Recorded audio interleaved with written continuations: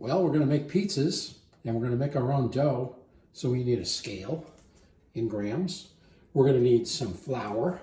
There it is. I've sent you that. You're going to need some of their yeast. I like that yeast. We're going to need some olive oil and some salt. That's it. So we're going to make 4 pizzas, 250 grams each. So 1,000 grams will be the weight of the dough. And it's going to be hydrated at 65%. So we're going to use 600 grams of that 00 blue flour, 400 grams of 100-degree, roughly, water with about a half a teaspoon of yeast. I'm going to put some olive oil into the bowl. And the only reason I do that is it seems to make the dough a little more elastic. Great. Now we're going to just slowly pour this in.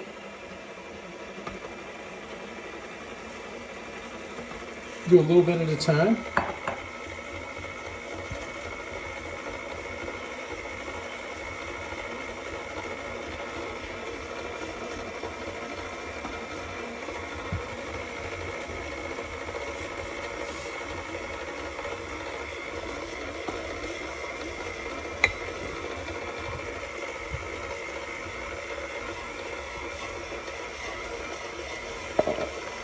All right, we've got all this in. There's been no salt added.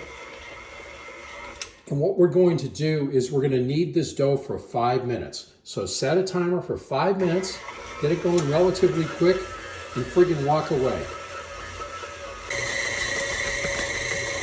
We're almost 5 minutes into the first knead, and you can see the way it's pulled away from the bowl, and it's okay to do this fast, because this is what you want to do. Now I'm going to turn it off. And we're going to let the dough hydrate for 20 minutes. We have not added any salt yet. After 20 minutes, I'm going to add salt, and we're going to knead it just like this for another 5 minutes. And then we'll be ready to put it into a container. All right, the dough is done. And all I'm going to do is move it from here to a 4-quart Cambro. I'm a big fan of these. Get them at Costco business. I put some olive oil in there. I'm just going to dump it in and put the lid on. I'm going to let it rise twice on the counter. So it'll double in size. You can just punch it down, let it double again, punch it down, put it in the refrigerator, and come back in 2 days. Guess what? It's been 3 days. The dough is ready to pull out of the refrigerator. I haven't touched it since I made it. It's done a nice cold ferment. It's the blue Caputo 00 flour, which is good for over 700 degrees and also for a long fermentation. So I'm going to grab the dough.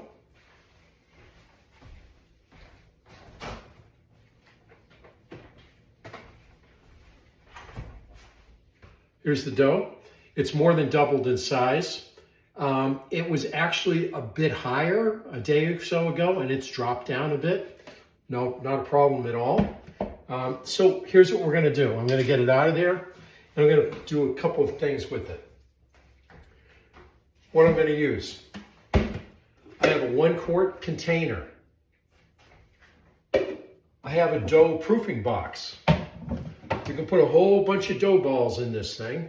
Put it back in the refrigerator. Or put it on the counter and let it rise. This is probably the most important thing now, and it's going to be in the next video. Just some flour in a pasta bowl. Look at that, flour in a pasta bowl. 2 tools, a flexible dough scraper. They cost nothing, they're made out of silicone, and a bench scraper. All right, let's get at it. First thing I'm going to do is I'm going to put some flour on the board. I'm going to get let's get this out. Sometimes it comes right out. Sometimes it doesn't. So all we're going to do is give it a little head start with my flexible dough scraper. Oh, what do you know? There it is. Done. Now we can wash. This we can wash. What I'm going to do here, got a little bit of flour in my hands. Not going to do much. Now, this dough ball weighs 1,000 grams. We could go and weigh out 250 grams per to end up with 4 pizzas using a scale. We're not going to do that. We're going to cut it in half. We're going to cut it in half again. And we have 4 pizza balls here. Going to form them into a dough.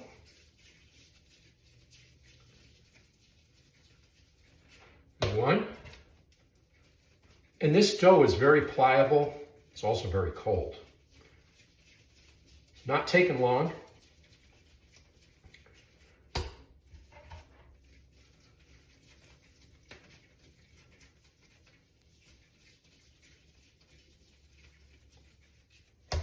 And last one.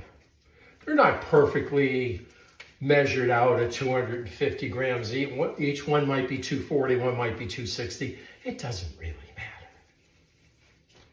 Okay, now, we've got 2 ways to handle this. I'm going to take one dough ball, I'm going to put it into this one quart, because this is one way to go and get it ready to use. I'm going to go in. I put just a small amount of olive oil in. I'll only do this in a container because I don't want this to stick. Drop the dough ball in, put the top on, done. I'm gonna wash my hands off real quick. Get the oil off. Now if I'm gonna use the dough proofing box, I'm gonna handle it just a little bit differently.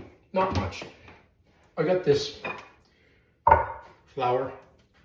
I'm just gonna dip this ball, I should say, into the flour, and then I'm going to shake off all the excess, put it down, next,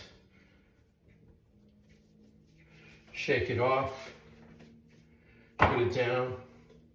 By the way, this box is made by Dough Mate. Duh, what a name, Dough Mate. They're on Amazon, but right now they try to sell you 2 of them for 60 bucks.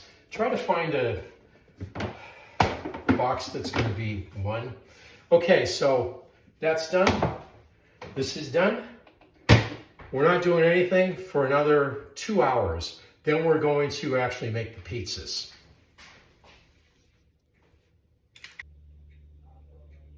Okay, we're at the end. Now we're actually going to do something with the dough and hopefully cook off a pizza. And this is where things can go really wrong, because you spent all this time trying to make this fantastic dough, and we have one little problem. We get it onto the peel, and then we can't get the dough from the peel to the pizza oven because it sticks. All right. I've gone through this for a long time, and then I started watching some videos in Italy, and this is what they do. All right. What do we got going on here? I'm going to open up the dough box. I'm going to take the first dough out. It's very soft. It's very pliable. And I'm going to dump it into our pasta bowl that's full of flour.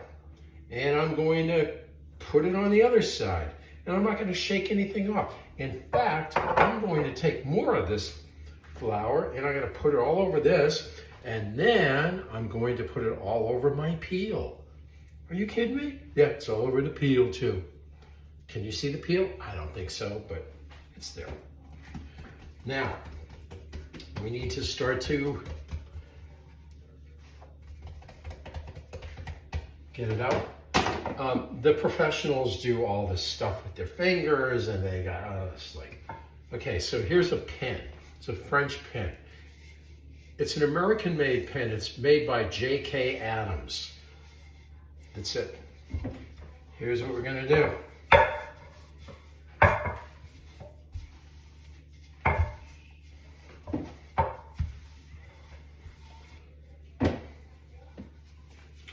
And then if you want to, you can do some things with this part of your hand, the top of your knuckles. No fingers, no this way, always that way. So you can pick it up and go like, okay, we'll stretch this out a little bit. Fantastic. Now I feel like I've got a nice piece of dough. I'm gonna put it onto my peel, and now I'm going to shake it, and I'm going to do the decoration. Roberta only likes regular. Regular means there's not a whole lot to it. So what we're going to do is a very small amount of Rayo's sauce. I use Rayo's sauce for everything. I don't make sauce well, I do make sauce occasionally, but I don't really need to. Okay.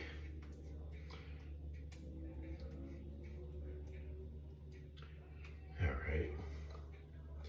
Oh, we got that part down. Wow. Look, what a mess. Then I have, I think the best mozzarella is Polly-O's. I couldn't get it yesterday. We tried to buy it. Wasn't available. You can probably get it because you're closer to, a hell of a lot closer to New Jersey than I am. So now we're going to put some cheese on. And do you remember the old, I think it was 70s comedy show, WKRP? And one of the guys who was the disc jockey, his name was Les Is More. Well, in this particular case, less is more is a good thing to do. Put some cheese on. How about a little olive oil? Fine. Don't tell Roberta I put some salt on. Don't tell Roberta I put some pepper on. Now here's the thing. I'm going to do this. Oh, wow. Guess what? I got no problems. This is, we're going to be able to cook this off. And I'm not going to do a video outside right now. I have the Uni XL. I love it. I'm sorry, Gozney XL. It's fantastic. And cooking them off will be another video. But we've gotten our dough from 3 days ago when we made it to today. And we can move it. And we can bake it. And it's going to go onto the Gozney's about 750 to 800 degrees, and it's going to be done in 2 minutes or less.